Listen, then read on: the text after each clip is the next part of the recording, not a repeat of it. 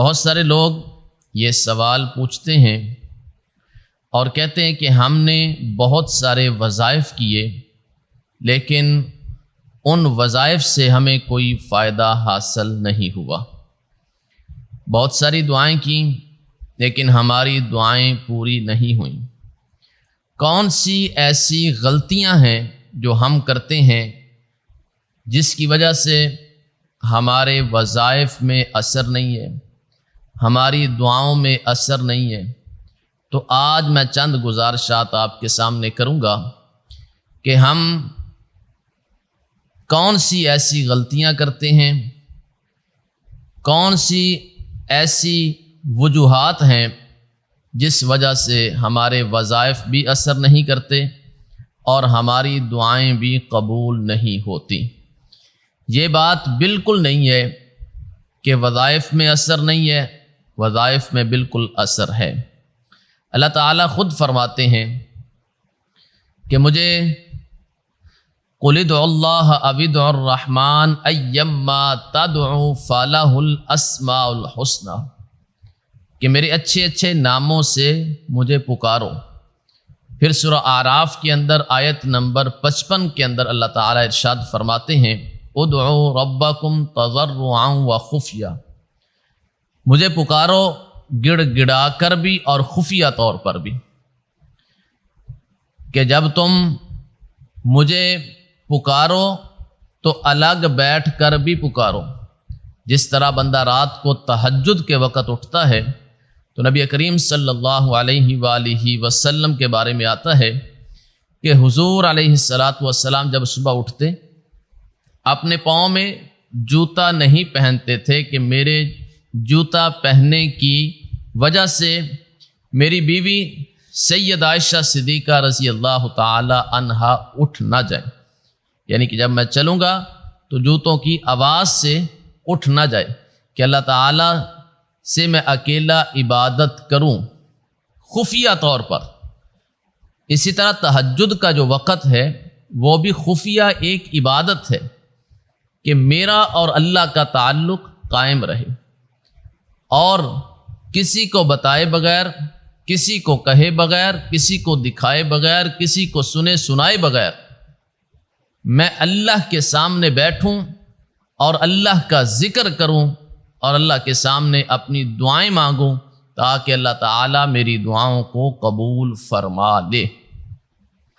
اسی طرح اللہ تعالیٰ نے ارشاد فرمایا کہ مجھے پکارو گڑ گڑا کر رو کر بھی اور خفیہ طور پر بھی۔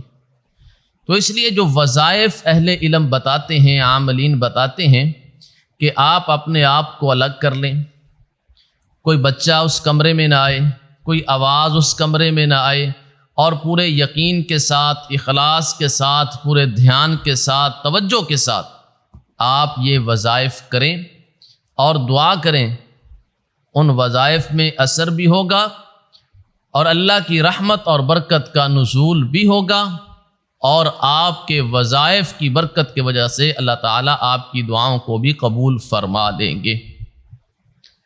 نبی علیہ السلام نے خود ارشاد فرمایا کہ جو بندہ اسم اعظم کے ساتھ دعا مانگتا ہے تو اللہ تعالیٰ اس بندے کی دعا کو قبول فرما لیتے ہیں۔ یہ اسم اعظم بھی ایک وظیفہ ہے، یہ اسم اعظم بھی ایک عمل ہے، یہ اسم اعظم بھی ایک اللہ کا ذکر ہے۔ تو اس لیے وظائف کرنا اور وظائف کے اثر کو دیکھنا، اس کے لیے پہلے اپنے آپ کو تبدیل کرنا پڑے گا۔ ایک بندہ ہے سارا دن جھوٹ بولتا ہے، غیبت کرتا ہے، چغلی کرتا ہے، سارا دن بے ایمانی کرتا ہے، اور بعد میں وہ رات کو بیٹھا ہے، ٹوپی لی اور ٹوپی لے کر وہ وضو کے ساتھ اب بیٹھا ہے اور وظائف کر رہا ہے، تو پھر اس کا فائدہ نہیں ہوگا۔ پہلے اپنے پچھلے سارے گناہوں سے توبہ کرنی پڑے گی۔ توبہ کرنے کے بعد جب آپ وظائف کریں گے، دعائیں کریں گے، تو اللہ تعالیٰ آپ کی دعا کو ضرور قبول فرمائیں گے۔ سورہ مؤمن آیت نمبر 60 کے اندر اللہ تعالیٰ فرماتے ہیں وَقَالَ رَبُّكُمُ ادْعُونِي أَسْتَجِبْ لَكُمْ، مجھ سے دعا مانگو میں تمہاری دعا کو قبول کروں گا۔ اللہ تعالیٰ تو خود ارشاد فرما رہا ہے۔ اس کا مطلب کیا ہے؟ ہمارے مانگنے میں کمی ہے۔ اللہ فرماتا ہے تم مانگو میں تمہاری دعا کو قبول کروں گا، لیکن مانگنا ہمیں آتا نہیں ہے۔ مانگنے میں کمی ہو سکتی ہے، اللہ کے عطا کرنے میں کمی نہیں ہو سکتی۔ تو اس لیے سب سے جو پہلی بات ہے، آپ نے اپنی پچھلے جتنے بھی گناہ سرزد ہوئے ہیں آپ نے ان سے توبہ کرنی ہے، اور توبہ کا دروازہ 24 گھنٹے کھلا ہے، اور اللہ سے عہد کرنا ہے کہ اللہ آج کے بعد میں کوئی گناہ نہیں کروں گا۔ اگر انسان خطا کار ہے، پھر اگر کوئی گناہ ہو جاتا ہے تو اسی وقت توبہ کرنی، لیکن جان بوجھ کر گناہ کرنے سے ہر اپنی ممکن کوشش کرنی چاہیے کہ مجھ سے کوئی گناہ ہو نہ جائے۔ جب آپ نے توبہ کر لی، اللہ سے عہد کر لیا، وعدہ کر لیا کہ میں آج کے بعد کوئی گناہ نہیں کروں گا، پھر آپ وظائف کریں، دعائیں مانگیں، ضرور قبول ہوں گی۔ سب سے پہلے گناہوں سے رکنا پڑے گا، گناہوں سے توبہ کرنی پڑے گی، کیونکہ اللہ تعالیٰ کہہ رہے ہیں کہ وَقَالَ رَبُّكُمُ ادْعُونِي أَسْتَجِبْ لَكُمْ، تم مانگو میں تمہیں عطا کروں گا۔ اس کا مطلب یہی ہے کہ ہمارے مانگنے میں کوئی نہ کوئی غلطی ہے، کوئی نہ کوئی کمی ہے، کوئی نہ کوئی کوتاہی ہے، کوئی نہ کوئی ایسا مسئلہ ہے جس کی وجہ سے ہماری دعائیں پوری نہیں ہو رہی، کیونکہ اللہ تعالیٰ نے تو کہا ہے کہ میں دعا کو قبول کروں گا۔ تو اس لیے چند گزارشات ہیں، آپ نے اس کو مد نظر رکھتے ہوئے کوئی بھی وظیفہ ہے، کوئی بھی عمل ہے، کوئی بھی ذکر ہے، تو آپ نے ان چیزوں کو مد نظر رکھتے ہوئے آپ نے وظائف کرنے ہیں، تو انشاءاللہ آپ کے وظائف میں اثر بھی ہوگا اور اللہ تعالیٰ آپ کی دعاؤں کو بھی قبول فرمائیں گے۔ اب دیکھیں کہ ایک بندہ وظیفہ تو کرتا ہے، تسبیحات میں سارا دن لیے پھرتا ہے، لیکن نماز نہیں پڑھتا، جھوٹ نہیں چھوڑتا، غیبت نہیں چھوڑتا، چغلی نہیں چھوڑتا، گناہ نہیں چھوڑتا، تو پھر اس کا کوئی فائدہ نہیں ہوگا، کیونکہ نماز سب سے اول چیز ہے۔ اب چند باتیں جو آپ سے کرنے لگا ہوں، آپ نے ان کو غور سے سن لینا ہے، سمجھ لینا ہے، تاکہ ہماری دعاؤں میں بھی اثر ہو اور ہمارے وظائف میں بھی اثر ہو۔ سب سے پہلا کام نمبر 1 جو آپ نے کرنا ہے، آپ نے نماز کو نہیں چھوڑنا، نماز کی پابندی کرنی ہے، اور بعد جماعت آپ نے نماز پڑھنی ہے۔ نمبر 2، روزانہ آپ نے کم از کم 100 بار استغفار کرنی ہے، استغفر اللہ ربی من کل ذنب و اتوب الیہ۔ نمبر 3، آپ نے روزانہ کچھ نہ کچھ صدقہ کرنا ہے، چاہے 10 روپے ہی کیوں نہ ہوں، بلکہ اہل علم سے جو میں نے سنا، جو میرے تجربے میں بات آئی، کم از کم ایک روٹی کے بدلے 10-12 روپے کی روٹی ہے یا 15 روپے کی ہوگی، ایک روٹی کے بدلے آپ نے روزانہ صدقہ کرنا ہے۔ نمبر 4، والدین کی خدمت کرنی ہے۔ دونوں حیات ہیں، دونوں کے ساتھ بہترین اور اچھا سلوک کرنا ہے، ان کی خدمت کرنی ہے۔ اگر دونوں نہیں ہیں، ایک حیات ہے، ایک موجود ہے، ایک اس دنیا سے رخصت ہو چکا ہے، تو جو رخصت ہو چکا ہے اس کے لیے بھی دعا کرنی ہے، رب ارحمہما کما ربیانی صغیرا، اس کے لیے بھی دعا کرنی ہے، اور جو قریب ہے، والد ہے یا والدہ ہے، اس کی بھی جی بھر کی خدمت کرنی ہے۔ نمبر 5، اگر کوئی بندہ آ جائے آپ کے پاس کسی مجبوری کی وجہ سے، اور آپ کے پاس وہ چیز موجود ہے، تو کوشش کریں کہ اگر وہ مانگ رہا ہے تو اس ادھار کے طور پہ یا کسی اور طریقے سے، اور آپ میں اتنی اللہ تعالیٰ نے استطاعت رکھی ہے، حیثیت دی ہوئی ہے، تو آپ اس کو وہ چیز دے دیں۔ یعنی کہ کسی نہ کسی کی مدد کرنا، یہ بھی اگر آپ کریں گے تو اس سے بھی دعائیں قبول ہوتی ہیں، اس سے بھی وظائف میں اثر ہوتا ہے۔ اسی طرح نمبر 6، کوشش کرنی ہے کہ 24 گھنٹے میں کم از کم ایک رکوع قرآن مجید کا تلاوت کرنا ہے، کم از کم ایک رکوع۔ کسی بھی نماز کے بعد بیٹھ جائیں، ایک قرآن مجید کا ایک رکوع تلاوت کر لیں۔ اسی طرح نمبر 7، جب بھی آپ کوئی عمل کرنے لگے ہیں، کوئی وظیفہ کرنے لگے، تو آپ نے اس سے پہلے 2 رکعت نفل ادا کرنے۔ جس مقصد کے لیے بھی آپ وہ وظیفہ کرنے لگے ہیں، عمل کرنے لگے ہیں، اس سے پہلے 2 رکعت نفل ادا کر لیں اس نیت کے ساتھ، تو اس سے بھی وظائف میں اثر بھی ہوگا اور اللہ تعالیٰ آپ کی دعاؤں کو بھی قبول فرما لیں گے۔ نمبر 8، ناشکری نہیں کرنی، ناشکری نہیں کرنی، صبر سے کام لینا ہے۔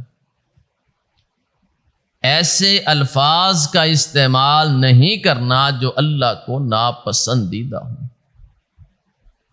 چھوٹی سی کوئی پریشانی آتی ہے نا، بندہ اسی وقت ایسے الفاظ استعمال کرتا ہے کہ وہ کسی صورت بھی ان الفاظ کا استعمال نہیں کرنا چاہیے۔ آپ میری بات کو سمجھ رہے ہیں؟ چھوٹی سی مصیبت آتی ہے تو اس وقت اللہ سے گلے شکوے بندہ شروع کر دیتا ہے، ایسا نہیں کرنا، اس پہ صبر کرنا ہے۔ کسی سے پوچھا جائے نا سنا کیسی گزر رہی ہے، بس نہ پوچھ، تجھے نہ شکری ہے۔ اللہ نے تجھے زندگی دی ہے، دیکھنے کے لیے آنکھیں دی ہیں، سونگھنے کے لیے ناک دیا ہے، کھانے کے لیے منہ دیا ہے، زبان دی ہے، بولنے کی طاقت دی ہے، سننے کی طاقت دی ہے، کان دیے ہیں، ہاتھ دیے ہیں، پاؤں دیے ہیں۔ اپنے جسم کے اعضاء کی گنتی کر کے دیکھ، اور پھر تجھے اللہ تعالیٰ کیسی کیسی نعمتیں عطا کر رہا ہے، اور تو کہتا ہے کوئی حال نہیں۔ جس حال میں بھی ہیں اللہ تعالیٰ کا شکر ادا کرنا ہے اور صبر کرنا ہے۔ نمبر 9، کوشش کرنی ہے ہر وقت باوضو رہیں، ہر وقت باوضو رہیں۔ اس سے رزق میں برکت ہوگی، پریشانیاں ختم ہوگی، آسانیوں کے دروازے کھلیں گے اور آپ کی دعائیں قبول ہوں گی، وظائف میں اثر ہوگا، اللہ کی رحمت اور برکت کا نزول ہوگا، شیاطین آپ سے دور ہوں گے۔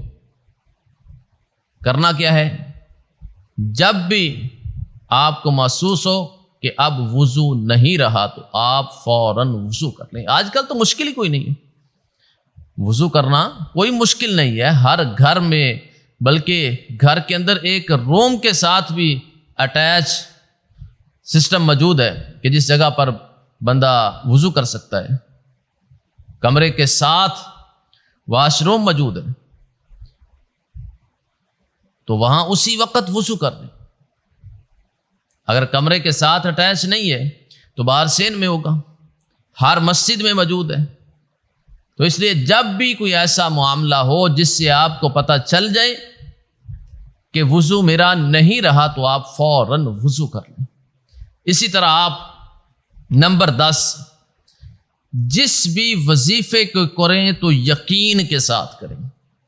حضرت ابو ہریرہ رضی اللہ عنہ فرماتے ہیں کہ غفلت میں مانگی گئی دعا کو اللہ تعالیٰ قبول نہیں فرماتے۔ تسبیحات میں ہے، ادھر باتیں کر رہے ادھر تسبیح کا دانہ چل رہا ہے، ادھر باتیں کر رہے ادھر تسبیح کا دانہ چل رہا ہے۔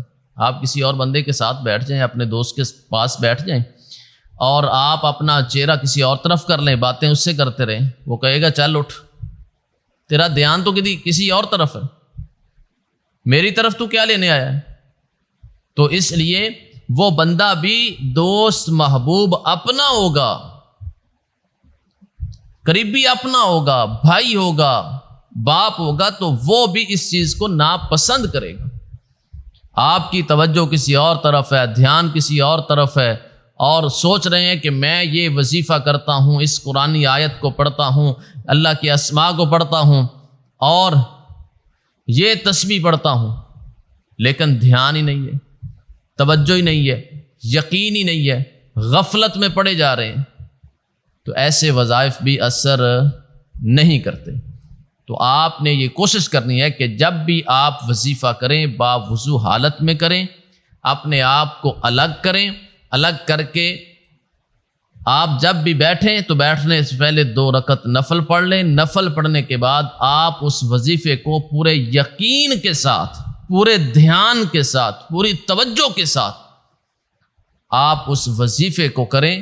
اللہ تعالیٰ ان وظائف میں اثر بھی رکھے گا، آپ پر اللہ کی رحمت اور برکت کا نزول بھی ہوگا، اور اللہ تعالیٰ آپ کی دعاؤں کو قبول بھی فرمائیں گے، اور جس مقصد کے لیے بھی آپ وظیفہ کریں گے اللہ تعالیٰ اس مقصد کو پورا بھی فرما دیں گے۔